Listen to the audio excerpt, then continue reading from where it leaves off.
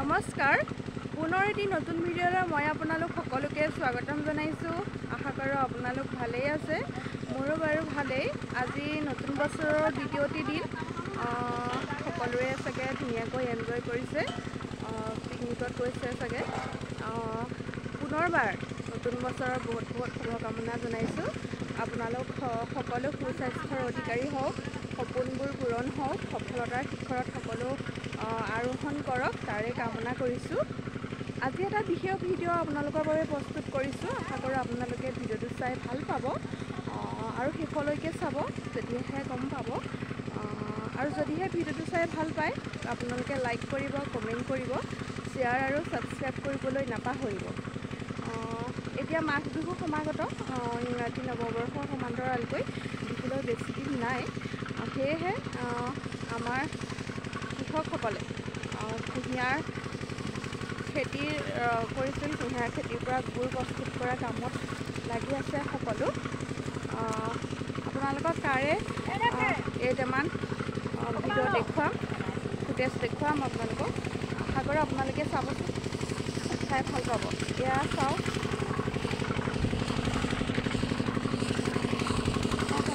এয়া চাওক, এয়া গুড় ইয়াতে গৰমাইছে কুঁহিয়াৰ ৰসখিনিৰ পৰা। গুড় এয়া পগাই আছে, ইয়াৰ পৰা ঠাণ্ডা হোৱাৰ পিছত নমাব হৈছে।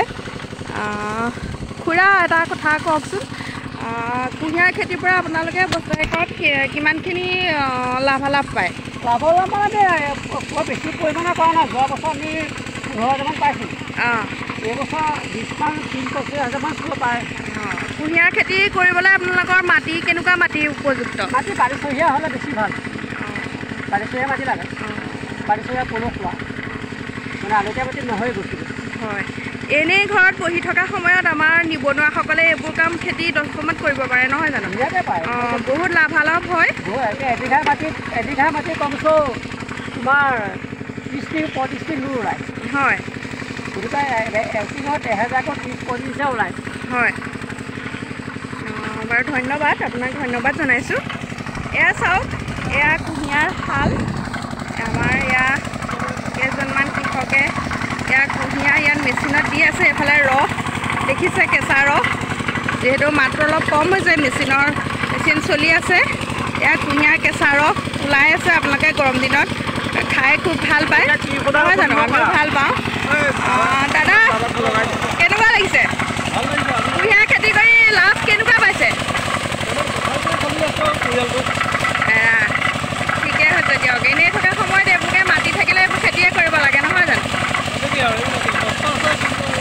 হয় হয়, কষ্টৰ ফল এনেও মিঠা, সকলোৱে কয় সেইটো কথা। এয়াৰ ৰস আপোনালোকে খাই ভাল পায়নে বাৰু? মই কিন্তু খুব ভাল পাওঁ। আৰু কুঁহিয়াৰ পৰা অকল গুড় প্ৰস্তুত কৰে সেইটো বাৰু মানি লৈছোঁ, সকলোৱে আমি গুড় খাইছোঁ, কিন্তু কুঁহিয়াৰ ৰসৰ উপকাৰিতা বহুত বেছি দেই। আপোনাৰ কুঁহিয়াৰ কেঁচা ৰসটো আপোনালোকৰ পেচাবৰ গণ্ডগোল হ'লে ইয়াৰ যদি অকণমান খাই দিয়ে ভাল হৈ যায়। আৰু এই কেঁচা ৰসৰ পৰা শুকান কৰি থৈ দিলে, মানে শুকুৱাই থৈ দিলে সেইটো পকা ৰসলৈ পৰিণত হয়। আৰু সেই পকা ৰস যদি আপোনালোকৰ কেতিয়াবা ধৰক ডায়েৰিয়া হয়, ডিচেণ্ট্ৰি হয়, তাৰ যদি এচামুচ খাই দিয়ে, পকা ৰসটো বহুত উপকাৰী। আৰু এইফালে এখন চাওক, এইফালেও এখন গুড়ৰ ঠেলা। ইয়াত গুড় উঠাই থৈছে, কুঁহিয়াৰ ৰসখিনি ইয়াতে দি থৈছে আৰু হ'ব অলপ পিছত। এয়া চাওকচোন, এইফালে মেচিন চলি আছে।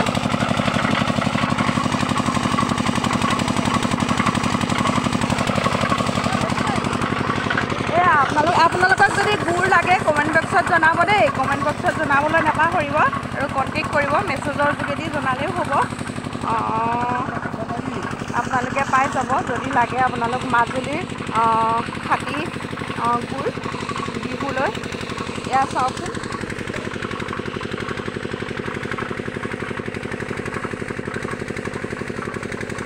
এয়া নমাব হৈছে আৰু অলপ পিছত নমাব।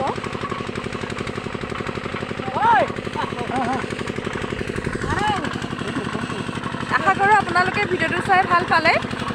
যদিহে ভাল পালে আপোনালোকে লাইক কৰিব, কমেণ্ট কৰিব, কমেণ্ট কৰিবলৈ নাপাহৰিব যদিহে আপোনালোকক গুড় লাগে বিহুলৈ, আৰু শ্বেয়াৰ কৰিব। ইয়ালৈ আজিলৈ সামৰিছোঁ। সকলো সুস্বাস্থ্যৰ অধিকাৰী হওক, ভালকৈ থাকক।